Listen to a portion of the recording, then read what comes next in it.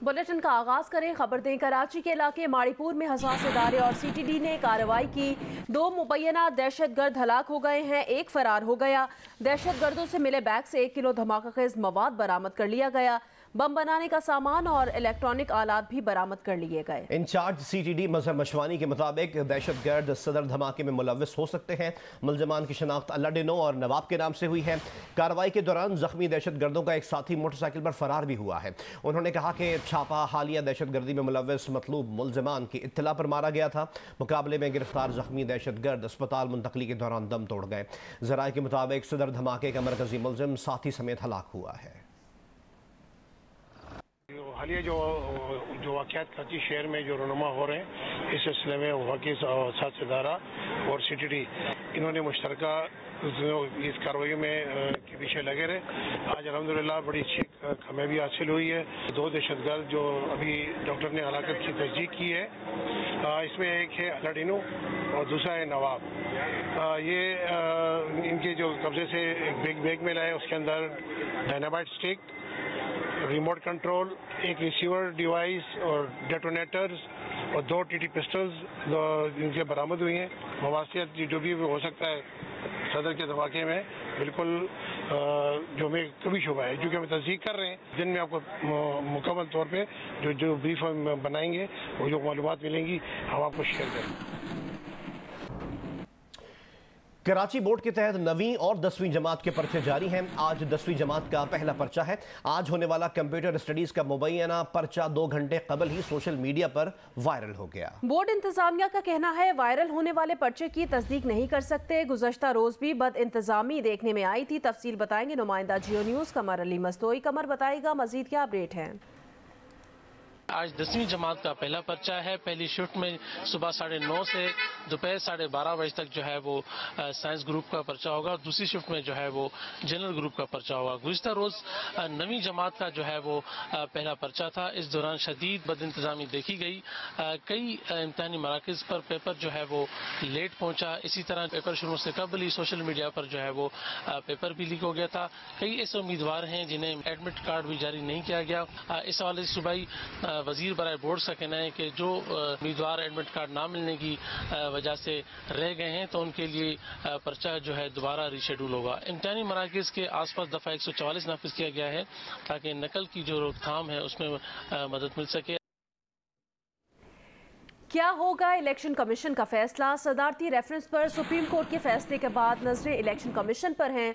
तहरीक इंसाफ के पंजाब असम्बली के 25 मुनहरिफ अरकान की नाअहली के रेफरेंस पर इलेक्शन कमीशन का फैसला आज सुनाए जाने का इम्कान है। मुनहरिफ अरकान के वकील ने कहा कि 1 अप्रैल को मुबैना पार्लिमानी पार्टी इजलास का कोई नोटिस नहीं मिला। मेंबर इलेक्शन कमीशन ने पूछा, जब असम्बली में सब चल रहा था तो क्या आप आगाह नहीं थे? वकील ने कहा, हिदायत थी परवेज इलाही को वोट दें, वोटिंग में इज्तनाब ना करें। PTI के वकील ने कहा, तस्लीम कर रहे हैं, परवेज इलाही को वोट डालने की हिदायत दी गई थी। मेंबर इलेक्शन कमीशन ने कहा, इसमें यह भी होना चाहिए था कि दूसरे उम्मीदवार को भी वोट ना दें।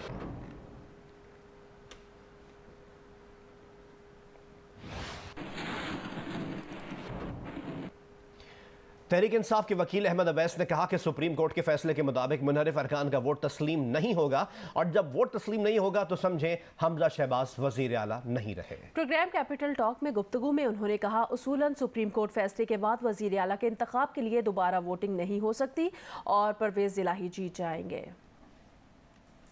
सुप्रीम कोर्ट ने आर्टिकल 186 के तहत जो अपनी एडवाइजरी जुरिस्डिक्शन को इस्तेमाल करते हुए राय दी है, सबसे पहले ये बताएं कि इस पे आप क्या समझते हैं कि पंजाब में अब कोई आंधियों का और तूफ़ानों का कोई आप आसार देख रहे हैं? जी हाँ, मेरे ख्याल में आंधी तूफ़ान ख़त्म हो जाएंगे। तो इस फैसले से एक बहुत सामने चीज़ आई है कि राइट ऑफ, उन्होंने कहा कि वोट भी इनका कंसिडर नहीं होगा।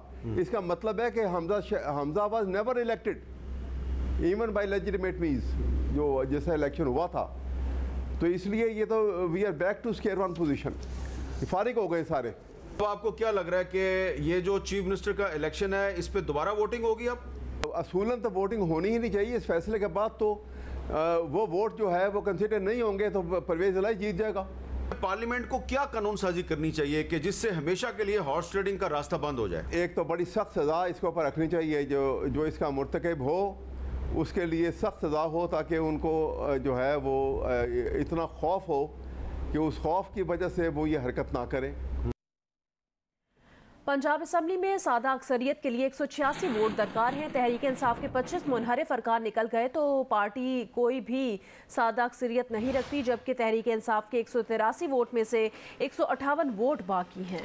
गवर्नर पंजाब ना होने के बायस दमाद का वोट लेने के लिए कोई एडवाइस भी नहीं आ सकती। मुस्लिम लीग नून का कहना है अभी कोई कानूनी मशवरा नहीं लिया। मजीद हमें रिपोर्ट करेंगे ब्यूरो चीफ जियो न्यूज़ लाहौर रईस अंसारी।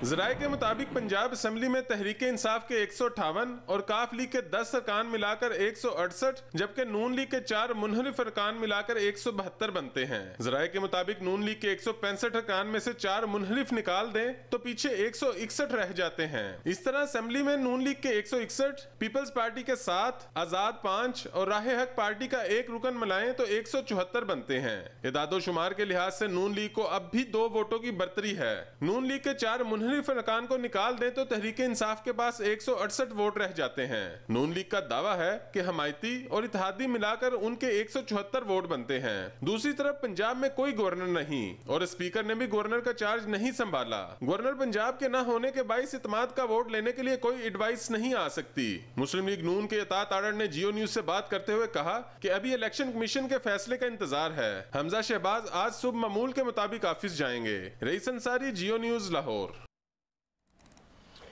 साबिक गवर्नर पंजाब उमर सरफराज चीमा ने कहा है कि पंजाब में नून लीग ने 5 बड़ी वारदातें की हैं। नून लीग ने वजीर आला के गैर आईनी इस्तीफे को जानते बूझते छुपाया, झूठ बोलकर गैर आईनी अदालती फैसले करवाए। नून लीग ने जाली इलेक्शन के जरिए खुद साख्ता वजीर आला बनाया और वजीर आला को गैर आईनी और जाली हलफ दिलवाया। आईनी वजीर आला के दफ्तर वसाइल पर नाजायज कब्जा किया।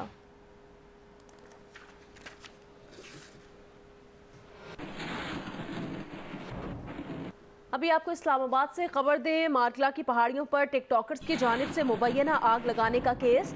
इस्लामाबाद के थाना कोहसार में खातून टिकटॉकर और साथियों के खिलाफ मुकदमा दर्ज कर लिया गया है।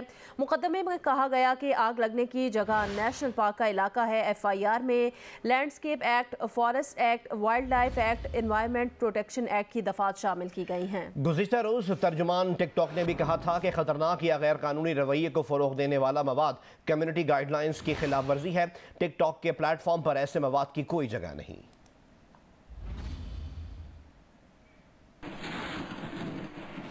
वज़ीर आज़म शहबाज शरीफ के ज़ेर सदारत हुकूमती इत्तेहाद के इजलास में किया गया फैसला सामने आ गया। फैसला ये है कि हुकूमत अगस्त 2023 तक अपनी मुद्दत पूरी करेगी। मुद्दत पूरी करने का फैसला तबाहाल मईशत की बहाली के लिए किया गया। इत्तेहादियों ने वज़ीर आज़म को मशवरा दिया कि मुआशी टीम मईशत के इस्तेहकाम और रुपए की कदर में इस्तेहकाम के लिए फौरी इक़दाम करे। IMF प्रोग्राम को फौरी हतमी शक्ल दी जाए। इत्तेहादी रहनुमाओं ने मईशत की बेहतरी के लिए हुकूमत के सख्त फैसलों पर साथ देने की यकीन दहानी कराई।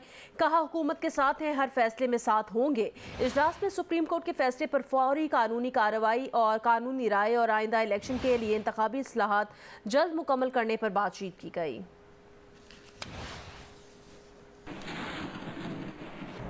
साबिक वजीर दाखिला शेख रशीद अहमद ने सितंबर में इलेक्शन का दावा कर दिया। कहा कि निगरान वजीर आजम के इंटरव्यू के लिए मईशतदानों को रावलपिंडी इस्लामाबाद बुलाया जा रहा है। हसास इदारों की अक्सरियत की राय है कि इलेक्शन ही हल है।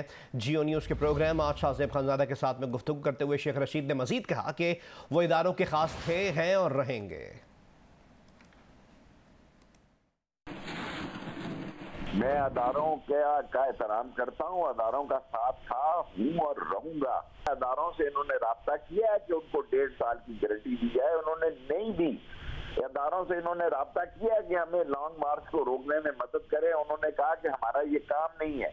जब वो न्यूट्रल हुए हैं, तो जब उन्होंने अपने आप को अलग किया है, तो अब इनसे हुकूमत समझ नहीं रही। दिसंबर में इलेक्शन होंगे, निगरान वजीर आजम के लिए नामों पे गौर व गौस हो रहा है। रावलपिंडी इस्लामाबाद में मईशतदानों के इंटरव्यू के लिए लोगों को बुलाया जा रहा है दुनिया से।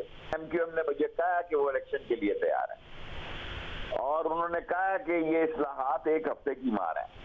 लेकिन मुझे अंदर की खबर ये है कि बाप भी परेशान है। पाकिस्तान के हसास अदारे हैं, वो पाकिस्तान के हालात से फिक्रमंद है, उनमें तशवीश है, वो इस गंभीर हालात को दुरुस्त करना चाहते हैं और उनकी भी अक्सरियत की राय ये है कि इलेक्शन ही आना है और वो ये कहते हैं कि आसिफ जरदारी के अलावा तमाम लोग इलेक्शन के लिए तैयार हैं। सुप्रीम कोर्ट ने 3-2 की अक्सरियत से आर्टिकल 63 की तशरीह के सदारती रेफरेंस पर फैसला सुना दिया। लिखा कि मुनहरिफ रुकन असम्बली का वोट काउंट नहीं होगा। फैसले में कहा गया कि पार्टी पॉलिसी से इनहराफ करने वाले रुकन पर पाबंदी उम्र भर की होगी या किसी खास मुद्दत की, इस पर पार्लियामेंट कानून साजी करे। फैसले का इख्तलाफी नोट जस्टिस मजहर आलम मियां खेल और जस्टिस जमाल खान मंदुखेल ने तहरीर किया है। इनहिराफ को कैंसर करार देना दुरुस्त है। सियासी जमातों को गैर आईनी, गैर कानूनी हमलों और तोड़ फोड़ से महफूज रखा जाए। पार्लिमानी पार्टी की हदायत के खिलाफ रुकन का वोट शुमार नहीं होगा। पार्टी सरबराह मुनहरिफ रुकन के मुतालिक डिक्लेरेशन दे या ना दे, वोट शुमार नहीं होगा। मुनहरिफ रुकन के वोट को नजरअंदाज किया जाए। इनहराफ सियासी जमातों के इस्तेहकाम के लिए तबाहकुन है। मौजू यही है कि इनहराफ होना ही नहीं चाहिए। सुप्रीम कोर्ट के 5 रुकनी लार्जर बेंच ने आर्टिकल 63A के सदारती रेफरेंस की तशरीह पर 3-2 के तनासुब से मुख्तसर फैसला सुना दिया। सुप्रीम कोर्ट की अक्सरियती राय में करार दिया गया है कि आर्टिकल 63A को अकेले और आइन में मौजूद शिकों से अलग करके नहीं पढ़ा जा सकता। आर्टिकल 63A आर्टिकल 17(2) में दिए गए सियासी जमातों के हकूक का तहफ़्फ़ुज़ करता है। सियासी जमातें हमारी जमहूरियत का बुनियादी जुज़ हैं। सियासी जमातों में अदम इस्तेहकाम जमहूरियत की बुनियाद हिलाता है। पार्लियामेंट को मुनहरिफ अरकान की नाअहली से मुतालिक मुनासिब कानून साजी करनी चाहिए। ये बेहतरीन वक्त है कि मुनहरिफ अरकान की नाअहली से मुतालिक कानून को आइन का हिस्सा बनाया जाए। अगर ऐसी कानून साजी की जाती है तो ये इस बुराई को खत्म करने के लिए मुनासिब जवाब होगा। ताहियात नाअहली से मुतालिक सवाल बहुत मुबहम, वसी और अमूमी है, इसे वापस भेजा जाता है। जस्टिस मजहर आलम मियां खेल और जस्टिस जमाल खान मंदुखेल ने अक़लियती फैसले में करार दिया है कि आर्टिकल 63A इनहराफ और इसके नताइज पर मुकम्मल ज़ाब्ता है। किसी रुकन के इनहराफ पर इलेक्शन कमीशन पार्टी सरबराह के डिक्लेरेशन के मुताबिक डी-सीट करता है। आर्टिकल 63A में डी-सीट होने के बाद रुकन के पास सुप्रीम कोर्ट से रुजू का ऑप्शन मौजूद है। आर्टिकल 63A की इससे ज्यादा तशरीह आईन पाकिस्तान दोबारा लिखने के मुतरादिफ होगी। सदर मुमलिकत ने सुप्रीम कोर्ट से दोबारा आइन लिखने से मुतालिक राय नहीं मांगी। सदर मुमलिकत के रेफरेंस में पूछे गए सवालात में कोई जान नहीं, इन सवालात का जवाब ना में है। अगर पार्लियामेंट मुनासिब समझे तो मुनहरिफ अरकान पर मजीद पाबंदियां आयद कर सकती है। नुमाइंदा खसूसी अब्दुल कयूम सिद्दीकी, अवैस यूसुफजई और अहमद सुबहान के साथ मरियम नवाज, जियो न्यूज़, इस्लामाबाद। तहरीक इंसाफ के चेयरमैन इमरान खान ने कोहाट जलसे से खिताब करते हुए सुप्रीम कोर्ट के फैसले को सराहा। कहा, शुक्र है सुप्रीम कोर्ट ने अवाम के वोट बेचने वाले के वोट रद्द कर दिए। अब सुप्रीम कोर्ट से दरख्वास्त है कि वो शरीफ फैमिली के खिलाफ करप्शन केसेस खुद सुने। सुप्रीम कोर्ट का जो फैसला हुआ है लोटों के खिलाफ,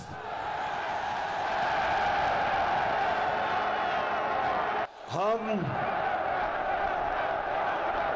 सुप्रीम कोर्ट आपका शुक्रिया अदा करते हैं। जो लोग अपनी वोट बेचते हैं, अपने हलकों से, अपने लोगों से गद्दारी करते हैं, आइन से, जमहूरियत से गद्दारी करते हैं, शुक्र है कि सुप्रीम कोर्ट ने उनकी वोट को रद्द कर दिया।